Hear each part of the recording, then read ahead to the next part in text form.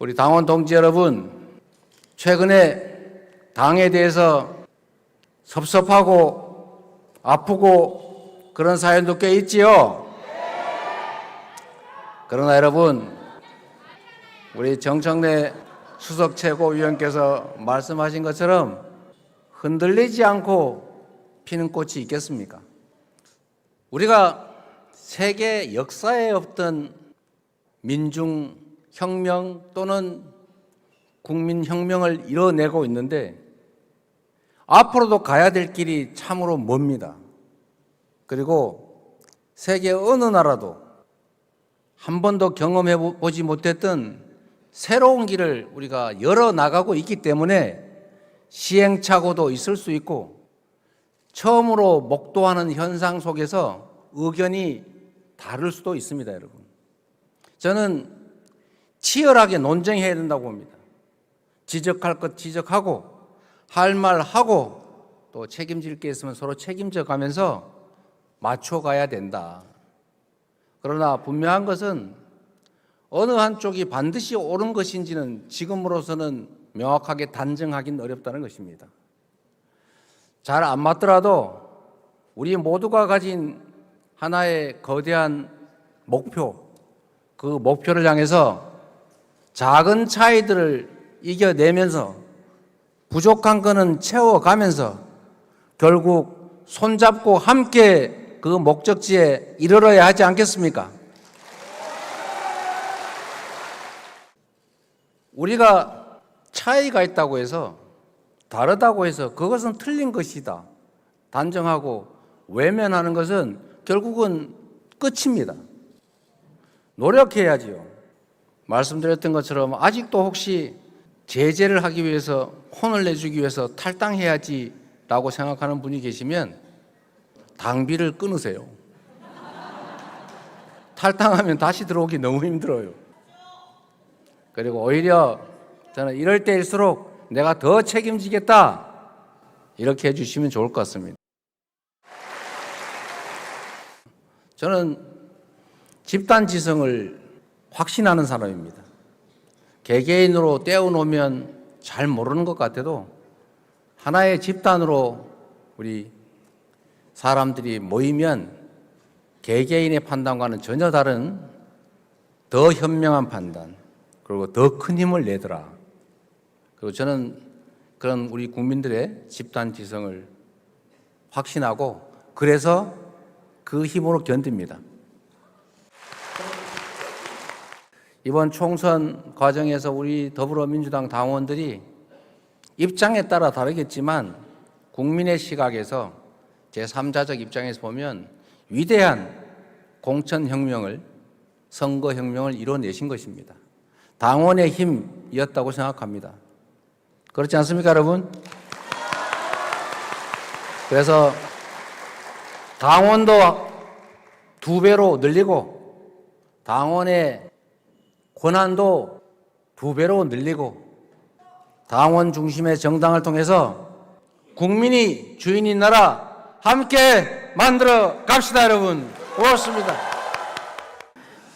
네, 이것도 무슨 말인가 한번 읽어보세요.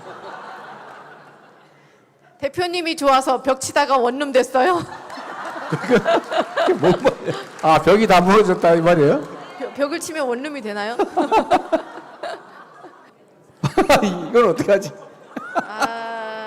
좀 간단한 거 말고 긴 걸로 좀 읽어주세요. 걸로, 네. 수박 정리해 주세요.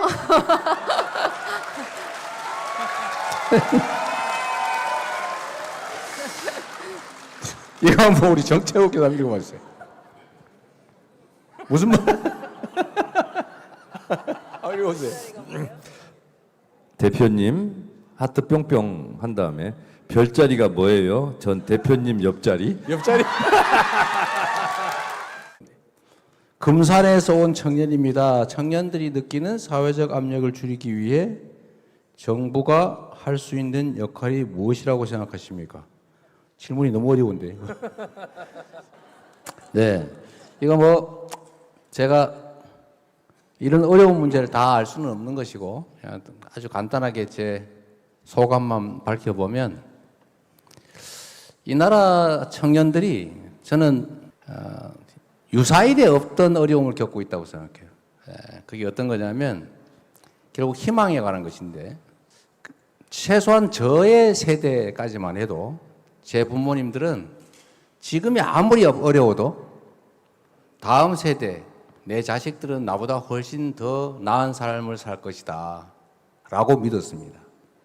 그리고 다음 세대들 역시 저도 내가 부모님보다는 훨씬 더 잘 살 자신이 있다. 또 노력하면 이뤄낼 수 있다. 이렇게 믿었습니다. 노력해서 뭐 어쨌든 여기까지 왔죠.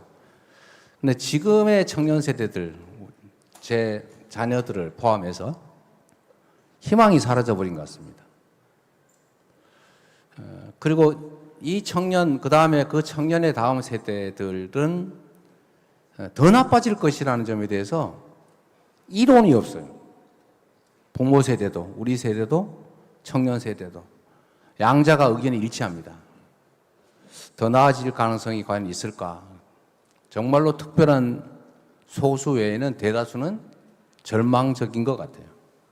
그게 아마 저는 저출생의 가장 큰 원인이라고 생각됩니다.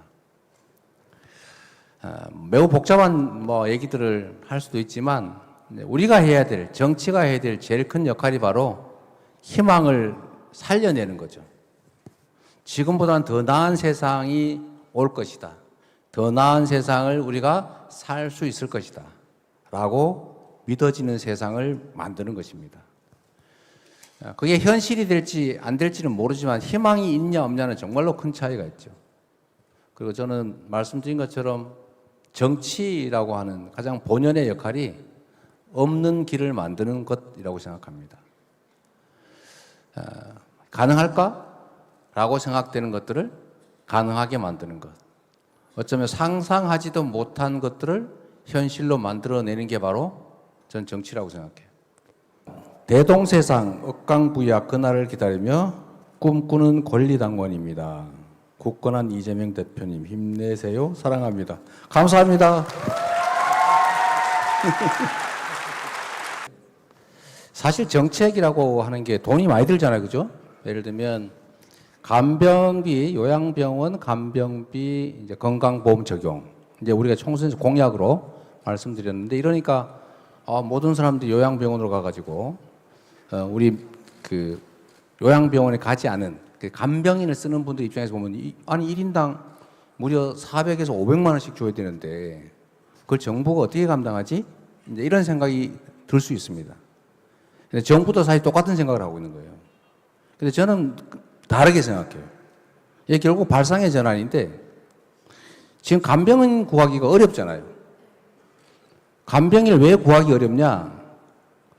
간병인을 구하면 그 사람이 딱 한 명만 간병을 하기 때문에 이 한 명을 위해서 하루 종일 24시간 일주일 내내 대기를 해야 되는 거예요. 근데 하루 종일 가만히 있어요. 그 다음 뭐 매트를 갈거나 이럴 때 잠깐 하고 또 시간을 보내는 거죠. 그렇다고 그 빈 시간에 대해서 비용을 안 줄 수가 없잖아요. 그러니까 비싼 거예요. 만약에 여러분 이걸 바꿔가지고 한 명이 5명을 돌아가면서 간병을 하면 어떨까요? 근데 문제는 5명을 간병할 환자를 모을 수가 없잖아요. 결국 누가 하냐? 정부가 플랫폼을 만들어주면 됩니다. 간병인을 모으고 수요자를 모아서 같은 곳에 동시에 배치하고 비용은 정부가 일부 부담하면서 나눠서 내게 하면 간병비용이 확 줄어들겠죠. 발상만 바꾸면 일자리도 늘어나고 파트타임으로 일할 수 있잖아요. 나는 10시부터 오후 6시까지 할 수 있어. 라고 하면 그 시간에 등록된 사람 뽑아가지고 그 시간 시키면 되거든요. 정부가 할 일은 사실 이런 거죠. 일자리 만들고 고통도 덜고 비용도 줄이고. 저는 왜 이런 걸 안 하나 모르겠어요. 제가 분명히 최고위원 때도 얘기했거든요. 내가 하자니까 일부러 안 하는지 모르겠는데. 자, 우리 박정현 최고님 이거 한번 읽어주세요. 독도가 왜 대한민국의 고유 영토인지 말씀해 주세요. 이거 진짜 어려운 주제인데요. 정말 어려운 주제입니다, 여러분.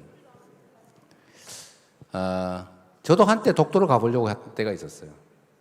근데 저는 안 갔습니다. 저는 일부러 안 갔어요. 매우 복잡한 문제가 있는데 영토는 제일 중요한 기준이 실효적 지배 여부입니다. 현재 누가 지배하고 있는 땅이냐? 대한민국이 지배하고 있잖아요. 그것도 오랫동안. 그래서 실효적 지배설이라고 하는 건데 이게 누구 땅이냐? 어느 나라 땅이냐? 현재 누가 점령하고 있느냐? 누가 점유해서 지배하고 있느냐? 대한민국이 그것도 아주 오랫동안 실효적으로 지배해오고 있잖아요. 그런데 일본의 전략은 뭐냐? 분쟁 지역화하는 겁니다. 끊임없이 논쟁을 일으키고 끊임없이 시비를 걸어서 다툼의 대상으로 만들면 국제사법재판소로 끌고 갈 수 있어요. 그래서 이런 거죠. 원래 이게 당연히 우리 집에 있는 밥그릇은 내 건데 누가 옆집에 와가지고 그 밥그릇은 내 거야, 내 거야. 그러면 아니야, 내 거야, 아니야, 내 거야. 이렇게 싸우잖아요. 그러면 법정으로 가는 겁니다. 그러면 법정의 판결에 따라 결론이 날 수도 있죠. 이럴 때 제일 좋은 작전이 뭐냐? 웃기고 앉았네.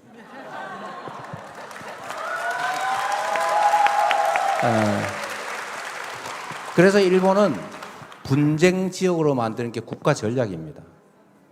계속 끊임없이 도발을 하는 거예요. 그래서 여기에 대응하는 방식은 참 어렵죠. 어려운데 실효적 지배가 가장 큰 근거다 말씀드리고요. 하여튼 앞으로도 이 대한민국 정부가 지금 예를 들면 민방위 교제는 국가 문서잖아요, 그죠? 민방위 교재에 독도가 일본 영토로 노랗게 표시된 걸 썼다. 근데 지금은 취소한다고 하는데 이거는 이제 앞으로 50년, 100년 지나면 대한민국 공문에 일본 땅이라고 써져 있지 않냐? 라고 하는 게 아주 큰 근거가 됩니다. 지금 우리는 조선시대 문서 가지고 봐, 이게 우리 독도 우리 땅이잖아 라고 말하고 있잖아요. 지금 저는 이게 그냥 실수가 아닐 가능성이 높다고 생각해요. 이것만 있는 게 아닙니다. 얼마 전에 국방부 교재에도 분쟁 지역이라고 써놨다는 거 아니에요? 우리 국군들한테 이건 독도는 분쟁 지역이라고 가르치셨다는 거예요. 또는 가르치려 했다는 겁니다. 이게 이제 강력한 근거가 되는 거죠. 일본이 원하는 바를 그대로 인정해 준 거예요. 저는 이게 대한민국 정부 관료가 아니고 관료의 얼굴을 한 간첩이 아닐까 그런 생각이 들 정도입니다. 문제는 거기에 대해서 그냥 그걸 내리고 없애는 걸로 끝나는 게 아닙니다. 말씀드렸던 것처럼 이건 나중에 역사적 근거가 돼요. 어떻게 해놔야 돼요? 거기에 책임 있는 사람들을 찾아내서 엄벌을 가해야 되겠지. 그래야 나중에 반박 자료가 됩니다. 이거를 예를 동해를 원래 동해냐 서해냐 이거는 대한민국 기준이 아니고 대륙 기준이잖아요. 대륙 아시아 대륙 오른쪽에 있는 바다 그거 이스트시죠. 동해 한국의 동해가 아니고 이 대륙의 오른쪽 동해인 겁니다. 근데 이걸 일본해라고 지금 표기하고 있잖아요. 문제는 대한민국 정부 문서에도 일본해라고 쓰는 경우가 있을 뿐만 아니라 한미일 합동군사훈련 또는 그에 준하는 뭔가 훈련을 하고 난 다음에 발표되는 문서에 독도 옆에서 훈련을 한 다음에 일본해에서 훈련했다고 씁니다. 이거 매우 심각한 또 하나의 근거가 될 수 있죠. 일본해에 있는 섬은 원칙적으로 일본으로 추정될 수도 있다라는 논구를 만들겠죠. 사실 매우 심각한 문제입니다. 우리가 실효적으로 계속 지배하면서 잘 지켜야 되겠죠. 네, 말이 좀 길어서 미안합니다. 대표님의 건강은 어떤지 많이 걱정되고 궁금합니다. 건강합니다. 전혀 걱정할 거 없습니다. 자, 기본사회 5대 정책 언제쯤 될까요? 참 어렵죠. 이 기본사회 얘기를 잠깐만 좀 드리면 지금은 많은 분들이 이해하게 된 것 같아요. 많은 분들이 앞으로 뭐 먹고 살지? 그러니까 지금까지는 인간이 필요로 하는 산물들, 인간이 필요로 하는 것들을 생산할 때는 노동이 꼭 필요했어요. 노동하는 만큼 양의 차이는 있지만 산물이 나왔고 그에 대한 대가로 웬만하면 살 수 있었죠. 많이 받냐 적게 받냐 차이는 있지만. 그런데 앞으로는 인간이 필요로 하는 산물들을 인간 노동력이 아니라 로봇과 인공지능으로 대량 생산하는 그런 시대가 점점 오지 않습니까? 앞으로 아마 이 중간쯤에 해당되는 합리적이고 평균적인 노동은 거의 대부분 인공지능 로봇에 의해서 대체되지 않을까 생각되는데 실제로 지금 그러고 있죠. 많이 주변에서 보입니다. 그러니까 루틴한 업무는 거의 다 이제 로봇화되고 있는 거예요. 하다못해 뭐 주문 받는 거, 톨게이트의 그 표 검수원부터 이제는 혹시 그거 아신가요? 이 챗 GPT-4? 지금까지는 텍스트로 입력을 하면 이 챗 GPT가 텍스트로 이렇게 그 답을 내줬어요. 자기가 막 자료 뒤져가지고. 그런데 이제는 말로 질문을 하면 말로 대답을 하는 챗 GPT-4 시대가 열렸다. 며칠 전에 제가 이제 뉴스에서 본 겁니다. 이제 뭐 말하면 정말 이제 영화에서 옛날에 보던 거 있잖아요. 말하면은 좀 뭐 하면 그냥 지가 알아서 이렇게 말로 해주는 그런 시대가 열렸는데 이제 비서고 뭐고 다 없어지는 거죠. 그러면 분석가 이런 것도 이제 필요 없어지는 거고 전문직도 거의 사라지는 거고. 근데 이럴 때 소위 R&D 예산을 대규모 삭감해가지고 이 70년대식으로 되돌아가는 이 세상이 참 갑갑하지 않습니까?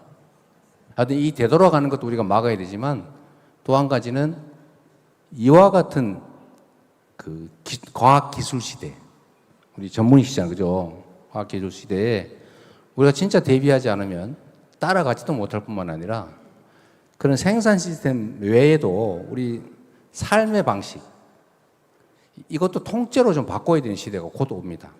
그러니까 노동을 통해서 자신의 생계를 꾸려갈 수 있는 시대. 일하지 않는 자는 먹지 말라고 말할 수 있고 일하려면 얼마든지 일할 수 있는 그런 시대는 가버린 거죠.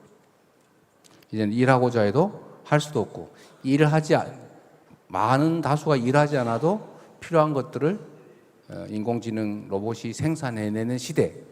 그러면 그때는 어떻게 해야 됩니까? 그거 다 죽어버려야 돼? 소비를 해야 생산을 할 거 아닙니까? 그럼 소비 여력이 없는데? 누가 하죠?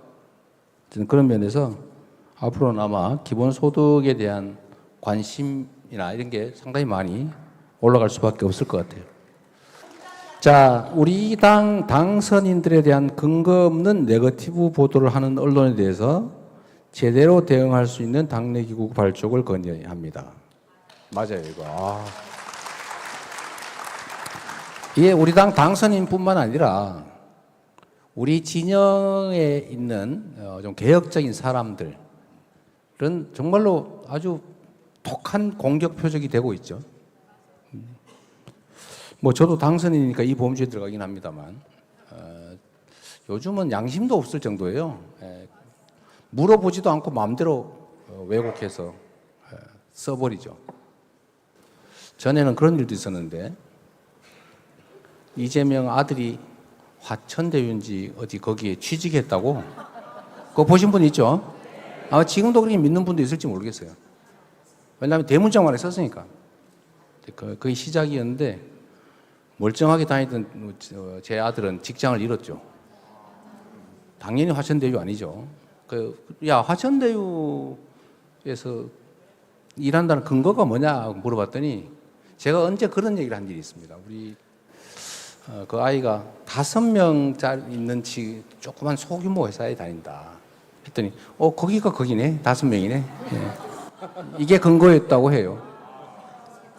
그러고 다음에 나중에 한참 지난 다음에 오보라고 정정하고 그 사이에 온 국민이 이재명 아들이 그 화천대유 거기 취업했나 보다 이렇게 알게 됐죠.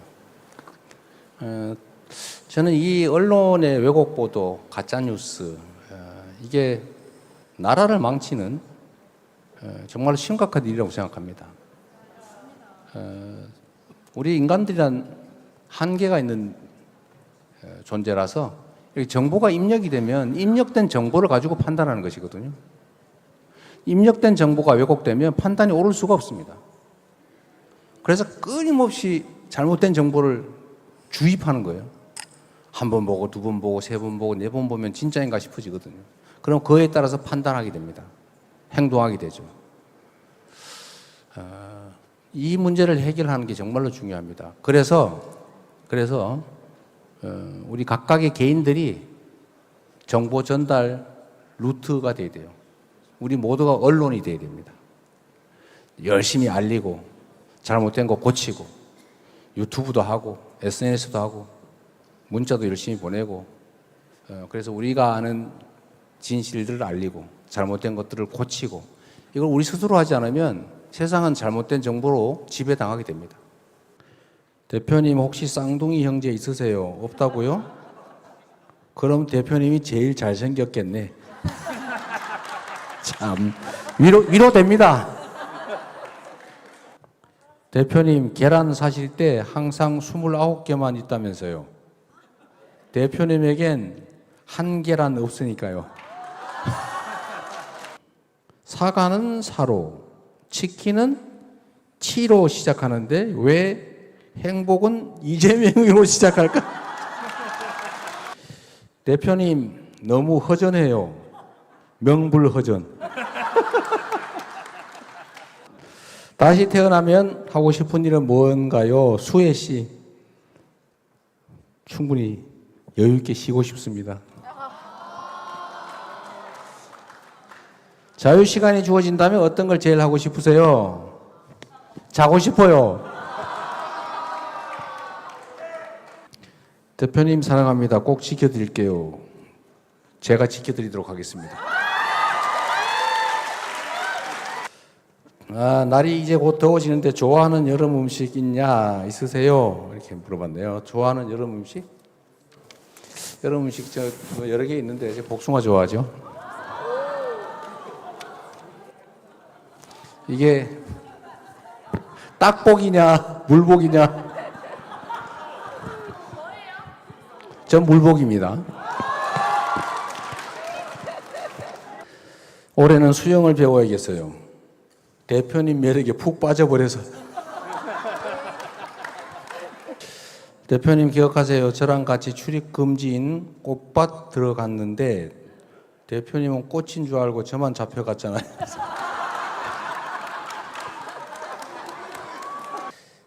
대표님 여전히 전과 똑같이 행동하는 윤석열. 국힘의 오만함에 행복하지 않습니다. 더 빠르게, 더 강하게. 알겠습니다. 먼저 위로 말씀드리고요. 부친께서 일하다가 돌아가셨군요. 저는 이런 말씀들을 들을 때마다 결국 정치가 할 역할을 제대로 못해서 정말로 많은 사람들이 고통받는다 그런 생각이 들어요. 산업 구조를 개편해야 됩니다. 예를 들면 여러분 과거에 우리가 봉제, 미싱, 소위 프레스, 그 다음에 나온 게 이제 사출 이런 소위 전통 산업 또는 사양 산업에 엄청나게 많은 인력들이 종사를 했었는데 저는 그 세대죠. 그러다 저도 뭐 이런저런 산재 사고로 몸이 많이 부서지긴 했습니다만은 산업 구조를 시대 조류에 맞게 선도적으로 재편하지 않으면 사실은 이런 일들을 구조적으로 막을 수가 없습니다. 그러니까 생산성은 떨어지는 그야말로 이렇게 사양산업, 저물어져가는 산업인데 거기서 그 영업자가 이익을 내기 위해서는 결국 비용을 줄일 수밖에 없고 비용을 줄이는데 제일 쉬운 게 인건비를 줄이는 거고 안전관리비를 줄이는 겁니다. 원래 법에 안전관리에 관한 온갖 세부적인 내용들이 다 써져 있어요. 이래라 저래라 좀 여러분 우리는 다 외울 수 없을 만큼 엄청난 산업안전 기준들이 제정되어 있습니다. 그래서 누군가가 사망하거나 중대한 장애를 입으면 저도 산업재해 사고의 손해배상 소송을 변호사를 하고 있을 때 많이 했는데 99.9% 사용자에게 과실이 있다고 해서 노동자들이 승소합니다. 그 복잡한 관련 규정을 지킬 수가 없어요. 왜냐하면 그걸 다 지키면 그 기업을 유지하기 어렵습니다. 그래서 이때 해결책은 두 가지가 있어요. 그 복잡한 아주 세밀한 산업안전 관련 규정들을 무시하고 그냥 일을 시키다가 사고가 나면 돈으로 때우는 거예요. 근데 지금 우리나라가 그러고 있습니다. 그런데 묘하게도 그 돈으로 때우는 게 너무 쉬워요. 산업재해로 안전 조치를 충분하지 않아서 사람이 죽었다. 이러면은 사장은 책임이 없고 안전 담당 과장에게 형사 책임을 지우는데 그 대개의 경우는 일부러 그런 게 아니니까 또 회사가 시켜서 어쩔 수 없이 그런 거니까 책임이 높을 수가 없잖아요. 그 시킨 대로 한 건데 그 과장도. 그러니까 형량이 아주 낮아요. 최대 해봐야 집행유예, 벌금 이렇게. 그럼 민사상 배상 책임을 지냐? 되게 산업재해 보상보험에 가입돼 있기 때문에 일단 배상도 거의 대부분 거기서 처리가 됩니다. 추가 배상은 또 근로재해보험이라고 하는 걸 또 추가로 드러나요. 그래서 돈으로 책임질 일도 거의 없어요. 그러니까 그게 더 쌉니다. 사람들을 위험에 노출시켜서 사람들이 그 노출된 위험에 희생이 될 때 드는 비용하고 법으로 정해진 안전조치를 다 하는데 들어가는 비용을 아끼는 걸 비교를 하면 아끼는 게 더 많은 거예요. 그러니까 계속 이런 일이 벌어집니다. 그래서 이걸 해결하기 위한 하나의 방법으로 이 비용을 아낌으로써 이익을 본 사장한테 책임을 묻자라고 하는 게 실제 이익을 본 사람한테 책임을 묻자라고 하는 게 이게 중대재해처벌법이었던 겁니다. 근데 이것도 막 고치자고 지금 난리죠. 근데 이것도 사실은 사후 약방문에 가까워요.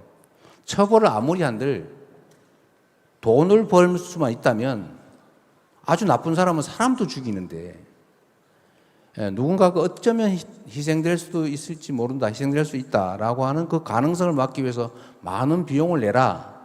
그걸 안 내면 돈이 남는다. 이럴 때 돈이 남는 쪽을 선택하는 게 현실이죠. 그냥 끊임없이 사고는 발생합니다. 이걸 해결하는 방법은 그 기업들이 이런 안전장치를 다 하고도 수익이 날 그런 산업으로 바뀌어야 돼요. 근데 그거는 개별 기업들이 할 수 있는 일이 아닙니다. 개별 기업들은 그게 한계예요. 예를 들면 나는 평생 사과 농사만 지었는데 이제 사과값이 폭락해서 사과 농사를 지으면 안 돼. 그래서 다른 품종으로 바꿔야 됩니다. 예를 들면. 근데 이 사람은 사과 농사밖에 할 줄을 몰라요. 그러면 그걸 놔두면 계속 사과 농사 짓다 망하는 거예요. 그럼 이게 키위 농사가 훨씬 낫다라고 하면 정부가 나서서 키위 농사 기법을 가르치고 키위 농사가 이거보다 더 안정적이고 더 소득이 좋다라는 것도 가르치고 기술도 지원하고 묘목도 지원하고 그 다음에 다른 지원들을 내서 바꿀 수 있게 해줘야 되는 겁니다. 산업도 마찬가지죠. 그런 안전관리 비용을 줄이지 않으면 남는 게 없는 그런 산업들은 사실은 도태시켜야 됩니다.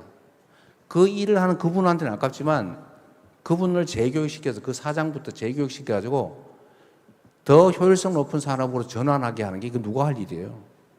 그게 정부가 할 일입니다. 그런 거라고 우리가 세금을 냈죠. 그런데 이런 상황에서 노동자들이 2시간 더 일하면 되잖아 라는 생각을 한다든지 그거 먹고 살라다 보면 사람이 죽을 수도 있지 그걸 어떻게 다 지키란 말이야. 그냥 형량 좀 낮추고 그래도 싸구려라도 고용될 사람 많이 고용되면 좋잖아. 이런 생각을 하면 나라가 발전을 할 수가 없어요. 그러니까 밭이 묵어가지고 도저히 새로운 농사를 지을 수 없을 만큼 건물이 잔뜩 쌓여 있으면 그걸 걷어내야죠. 다른 농사를 시작해야지. 그런데 그거는 그 해당 농부가 할 수 있는 일이 아니다. 결국 국가 공동체가 그 길을 열어줘야 되는 거죠. 그래서 지금도 노동시간 늘려서 어떻게든지 먹고 살아보자 이런 무식한 소리가 어디 있습니까? 노동시간을 단축해 가면서 생산성이 높은 첨단 새로운 산업으로 전환해야 돼요. 그래서 R&D도 열심히 지원해 줘야 되고 새로운 산업이 입지할 수 있도록 지원도 해줘야 되고 재생에너지가 정말 중요한 시대니까 재생에너지를 생산해서도 먹고 살 수 있도록 산업 인프라를 깔아줘야 되고 그렇게 해야 새로운 산업이 생겨나고 사람들의 능력도 개발이 되고 기존에 하던 일들을 전업을 해가지고 다른 효율성 높은 직업으로 바꿀 수 있게 만들어줘야 되는 거죠. 결국 이런 근본적인 문제를 해결을 하지 않으면 지금처럼 장시간 노동으로 몸으로 때워보자, 더 많은 시간 일해서 더 잘 살아보자 이런 생각을 하면 점점점 나빠질 수밖에 없죠. 예, 제가 보고 있는 현 정부의 가장 심각한 문제는 이런 겁니다. 좀 생각 좀 스마트하게 하면 안 됩니까? 예, 좀 미래지향적으로 하면 안 돼요? 좀 생각도 국제 기준에 맞춰서 미래지향적으로 하고 정책도 좀 바꾸고 좋은 사람도 쓰고 좀 그렇게 해서 산업 현장에 어려움이 있으면 지금 당장 빚을 좀 내더라도 그 빚이 주는 부담 이상의 더 나은 성과를 낼 수 있다면 빚을 내야 되는 거잖아요. 그 개인도 그렇게 하는 거 아닙니까? 좋은 사업 기회가 있으면 빚 내서 사업 시작하잖아요. 나중에 돈 벌어서 갚으면 되잖아요. 남잖아요. 어쨌든 그런 안타까움이 있습니다. 하여튼 우리 자제분도 무슨 일을 하시는지 모르겠지만 우리 대다수의 사람들은 결국 노동을 하고 살아갑니다. 앞으로도 노동을 하고 살아갑니다. 그런데 노동의 형태가 지금과는 완전히 달라지겠죠. 그래서 우리 당이 하고 있는 일 중에 하나는 이게 노동자인지 사업자인지 점점 구분이 안 되는 시대가 왔습니다. 과거에는 노동을 하면 딱 정해진 공간에서 딱 정해진 시간에 일사불란하게 일을 했어요. 쫙 앉아가 미싱 막 수백 대 넣고 쫙 앉아서 이렇게 일했잖아요. 동시에 쫙 퇴근하고 동시에 출근하고. 이제는 이게 사라져요. 노동 시간도 각자 알아서, 장소도 재택근무 각자 알아서. 이제는 수백 명을 고용하지 않아요. 수십 명을 고용해서 그 수십 명이 따로 일하는 그런 상태. 다 사업자 등록증 내고 각자 알아서 책임지는 그런 사회가 왔지 않습니까? 뭐 거기에 맞춰서 우리 노동법 체계도 또 바꿔야 돼요. 그게 이번에 노동법 바꾼 겁니다. 일부. 근데 이것도 왜 바꾸냐고 생각 난리 아니에요? 어쨌든 그런 책임을 우리 민주당이 지고 있는 겁니다. 우리가 집권해야 되고 집권을 해서 새로운 생각으로 새로운 미래를 열어가는 일을 또 해야 되는데 그게 결국 여기 계신 우리 당원 동지 여러분들이 해야 될 일이고 그게 민주당을 위하는 길, 나라를 위하는 길이기도 하지만 더 궁극적으로는 나 자신, 우리 다음 세대들, 자녀들, 미래 세대를 위해 주는 일이죠. 제가 선거 때 자주 말씀드렸습니다만 우리 스스로 더 나은 삶을 살기 위해서 개인적인 노력을 기울이는 거 중요해요. 막 투잡, 쓰리잡 뛰고 열심히 공부하고 열심히 단련하고 열심히 일하고 그거 중요합니다. 근데 이것보다 더 중요하거나 또는 이것만큼 중요한 게 있습니다. 사회 시스템을 바꾸는 거예요. 우리의 노동이, 우리의 노력이 제대로 보상받을 수 있는 정상적인 시스템을 만드는 것, 이게 노력만큼이나 더 중요하다.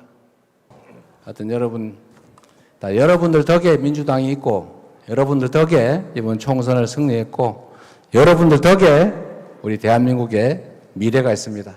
긴 시간 고생하셨습니다. 고맙습니다.